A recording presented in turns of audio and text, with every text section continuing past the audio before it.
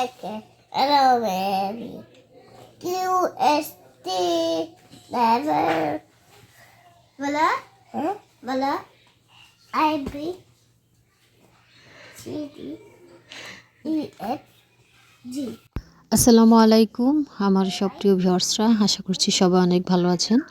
টাঙ্গাইল জেলার ছোট্ট একটি গ্রাম থেকে আমি শাকিলা আপনাদের সাথে নতুন আরও একটি ভিডিও নিয়ে অনেক দিন পর চলে আসলাম। প্রায় 1.5 মাস পর নতুন আরেকটি ভিডিওতে আপনাদের সবাইকে স্বাগত জানাচ্ছি। আশা করছি আপনারা আমার সাথে আছেন, থাকবেন। 2025 সাল পার হয়ে 2026 সালেরও আজকে 15 দিন হয়ে গেল। 2025 সালের 5ই ডিসেম্বর আমার বড় চাচা মারা যান। আর তারপর থেকেই আমি সব কিছু থেকে কিছুদিনের জন্য বিরতি নিয়েছিলাম। আসলে আমি কোনো ভিডিও দিতে পারি নাই। আসলে এডিট করার কোনো মন মানসিকতা ছিল না, ভিডিও করার কোনো মন মানসিকতা ছিল না। সব কিছু মিলিয়ে দীর্ঘ প্রায় 1.5 মাসের মতো সময় কেটে গেল।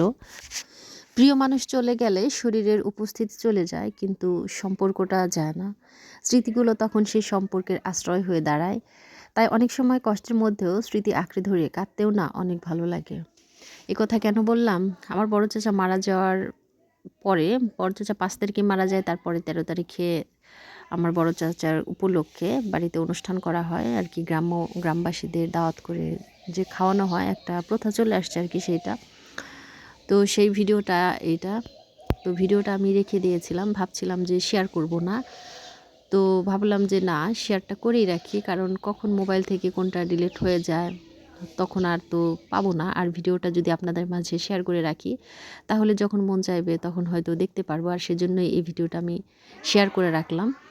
আর কোনো উদ্দেশ্য নাই, শুধু দেখার জন্যই শেয়ার করে রাখলাম। স্মৃতি হচ্ছে হারানো মানুষটাকে অনুভব করার একমাত্র পথ। দুঃখের মাঝেও না অনেকটা শান্তি এনে দেয় এই ধরনের স্মৃতিগুলা মনে রাখলে বা স্মৃতিগুলা দেখলে, এই আর কি। যাই হোক, এটা ছিল অনুষ্ঠানের আগের দিনের ভিডিও, যখন সব জিনিসপত্র আনা হচ্ছিল তখন। আর এই যে আমাদের পাড়ার সব মা চাচি যারা ছিল, ভাবিরা, তারা কাজে ওই সময় ব্যস্ত ছিল। 2 দিন আগে থেকে সবাই কাজকর্মে লেগে গিয়েছিল, কারণ অনুষ্ঠানটা মোটামুটি একটু বড়ই ছিল। তো এখানে এই যে দুধ জাল দেওয়ার জন্য সব পাতিলগুলো বসানো হয়েছে। এটা অনুষ্ঠানের আগের দিন দই বানানো হবে আর তার জন্য দুধ এখানে জাল করা হবে। তো এখানে সব মিলে প্রায় 15টার মতো চুলা ছিল। আর ওইখানে যে পাতিলগুলো বসাইছে আর দুধগুলা নিয়ে আসতেছে, আনার পর যাতে ঢালতে সহজ হয় সেজন্য আর কি পাতিলগুলাকে আগে থেকে সাজিয়ে রাখছে। আর এই যে পাতিলগুলা যে চুলায় বসানো হয়েছে, এই চুলা কিন্তু গত রাতেই করে রাখছিল। গত রাত থেকেই চুলাগুলো সব রেডি করে রাখছে, কারণ এখন শীতকালে তো এমনিতে দিনটা অনেক বেশি ছোট থাকে, কুয়াশা দিয়ে ঢাকা থাকে সকালটা। এই জন্য সবার উঠতে হয়তো একটু দেরি হয়ে যায়, আর সকালে ঘুম থেকে উঠেই কিন্তু এই ধরনের কাজ করা অনেক বেশি কঠিন হয়ে যায়। এর জন্য রাত থেকে সব কিছু রেডি করে রেখেছিল। হাঁড়ি পাতিল সব কিছু রাতে এইগুলাই আনা হয়েছিল, ডেকোরেটরের যেসব জিনিসপত্র আগের থেকে এনে রাখা হয়েছিল। আর সকালবেলা এসে ওনারা শুধু পাতিলগুলো ধুয়ে বসিয়ে দিচ্ছিল। আর এই যে দুধ আনতে অন্য আর সব লোকজন যারা আছে তারা দুধ আনতে গেছে, আর এদিকে যারা দায়িত্ব ছিলেন তারা পাতিল টাতিল রেডি করে গুছিয়ে নিচ্ছিল। তো এর মধ্যে কিন্তু দুধগুলাও চলে আসছে। ওই যে রাস্তায় দেখা যাচ্ছে দূর থেকে ভ্যান গাড়ি করে বড় বড় ড্রামে দুধগুলা আনা হয়েছে। তো ওখান থেকে এখন ড্রামগুলা একে একে এই যে বাড়ির উঠানে এনে নামানো হচ্ছিল। আর এই দিক দিয়ে লাকড়ি টাকড়ি পেরে টেরে এখানে অন্যান্য যারা ছিলেন তারা নিচ্ছিলেন। আমাদের গ্রামের মানুষ অনেক আন্তরিক, আপনারা ভিডিও দেখেই বুঝতে পারবেন। অনেক আন্তরিকভাবে তারা সামাজিক যেসব কাজকর্ম থাকে, শুধু আমাদের বাড়িতেই না, আমাদের পুরা গ্রামেই সবাই একে অপরের কাজ এভাবেই করে দেয়। এজন্য আমাদের গ্রামে অনেক বড় বড় প্রোগ্রাম হয় এবং প্রোগ্রামগুলা কোনো ঝামেলা হয় না প্রোগ্রামে, সবাই অনেক আন্তরিকভাবে কাজ করে। যাই হোক, ওই যে কয়েকটা দুধের ড্রাম হাতে করে উঠানো হয়েছে, কিন্তু ওভাবে দেরি হবে এই জন্য ভ্যান গাড়িটা ধাক্কিয়ে উপরে তোলা হইলো। যাই হোক, এখন ওই দুধগুলা একে একে যে পাতিলে ঢালছে, ছেঁকে ঢেলে নিচ্ছে সব পাতিলে। সকাল প্রায় 9টা-10টার মতো বাজছিল, কিন্তু তারপরেও কিন্তু চারদিকটা অন্ধকার ছিল কুয়াশা দিয়ে, একদম রোদের দেখাই মিলে নাই ওই কয়দিন। শৈত্যপ্রবাহ এরকম অবস্থা ছিল আর কি। রোদ ছিল না, 2-3 দিনের মতো রোদই ছিল না, একদম কুয়াশা আর প্রচণ্ড শীত ছিল। তো যাই হোক, বাড়ির উপরে যে নিচ দিয়ে দেখছেন লাকড়ি এনে রাখা হয়েছে, ওইখানে ওগুলা হচ্ছে রান্না করার জন্য লাকড়ি কিনে আনা হয়েছে, সেই লাকড়ি। আর এখানে হচ্ছে যে বক্স আনা হচ্ছিল, ওইটা ওই মাহফিলের জন্য, কারণ ওই অনুষ্ঠানের আগের দিন, পরদিন তো খাওয়া দাওয়া, আজকে হচ্ছে দই জাল, তো আজকে এখানে একটা ছোট করে একটা মাহফিলের আয়োজন করা হয়েছিল, দোয়া মাহফিল আর কি। আর এই যে বাড়ির নিচে যে আমাদের ওইখানে একটা মাঠ আছে, ক্ষেত আর কি, জমি, ফসলি জমি, তো এইখানে হচ্ছে খাওয়া দাওয়ার ব্যবস্থা করা হবে। একটা প্যান্ডেল করা হচ্ছিল, উপরে শুধু যে কাপড়টা টানানো হয়েছে, চারদিকে এখন আটকিয়ে দেয় না, এখানে বাচ্চারা খেলাধুলা করছিল। আর বাড়ির উপরেও একটা প্যান্ডেল করা হয়েছে, দুইটা প্যান্ডেল করা হয়েছে, দুই জায়গায় কি খাওয়া দাওয়ার ব্যবস্থা করা হবে সেজন্য।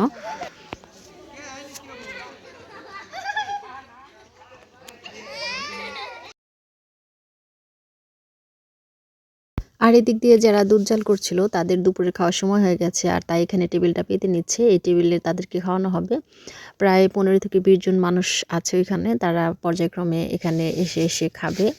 তো এই জন্য চেয়ার টেবিলগুলো যে বসিয়ে দিচ্ছিল আমার ভাই, বোন জামাই ওরা। আর এদিকে আমাদের বাড়িতে তো দূর দূরান্তের যে সমস্ত মেহমান দাওয়াত করা হয়েছিল তারাও একে একে চলে আসছিল বাড়ির দিকে। উপরে সামিয়ানা টানানো হয়েছে, এমনিতে তো শীতের দিন আর প্রচণ্ড কুয়াশা, যার জন্য আমাদের ভিতর বাড়ি বাহির বাড়ি দুই অংশে সামিয়ানা টানানো হয়েছে, আর চারদিকে বেড়াটা পরে দেওয়া হবে। এখন বেড়া দিলে কাজ করতে অসুবিধা হবে, যার জন্য বেড়াটা এখনও দেয়নি। কালকে যখন খাওয়া দাওয়া করা হবে তার আগ দিয়ে হয়তো বেড়াটা বসিয়ে দেবে। তো এখানে এখন খাবারগুলো টেবিলে এনে সবাই সাজিয়ে রাখছে, তারপর যার যার মতো খাবে। তো আমাদের বাড়িতে তো দুইটা অংশ, ভিতর বাড়ি বাহির বাড়ি, আর এইসব খাওয়া দাওয়া রান্নার কাজ এগুলো বাহিরের বাড়ির অংশে হবে। তো এখন ওনারা খেতে চলে আসছে একে একে করে। অর্ধেক মানুষ এখানে খেতে আসছে, আর অর্ধেক যারা ওইখানে দুধ জাল দিচ্ছিল সেখানেই ছিল। তো এদের খাওয়া হয়ে গেলে আবার ওনারা খাবে। আর এই যে এখন ভিতর বাড়িও সামিয়ানা টানানো হচ্ছে, দুই অংশে কিন্তু সামিয়ানা টানানো হয়েছিল, ভিতর বাড়িও টানানো হচ্ছে, কারণ উপরের থেকে কুয়াশা পড়বে, রাতেও কাজ করতে হবে, যার জন্য সামিয়ানাটা টানিয়ে দেওয়া হচ্ছে। এখানে রাতের বেলা দেখা যায় ওই আদা রসুন পেঁয়াজ এগুলো কাটাকাটি বা মশলা বাটাবাটি এগুলো করা হবে, যার জন্য সামিয়ানাটা টানানো হচ্ছে। আর এই যে দুধ কিন্তু বলক এসে গেছে, এটা দুপুরের পর টাইম।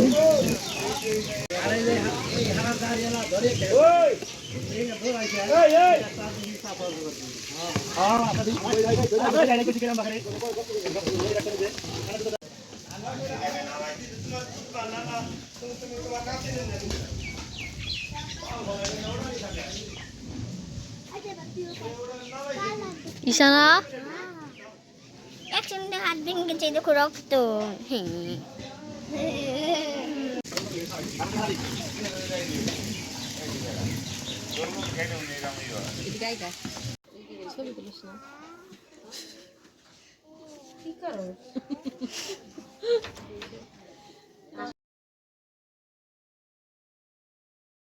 এটা ছিল একদম বিকালবেলা, আর দুধ জাল প্রায় শেষের দিকে, হয়তো এখনই নিভে ফেলা হবে।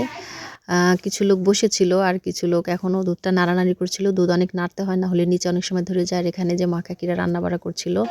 তো আজকের ভিডিওটা আমি এখান থেকে শেষ করে দেবো, না হলে অনেক লম্বা হয়ে যাবে।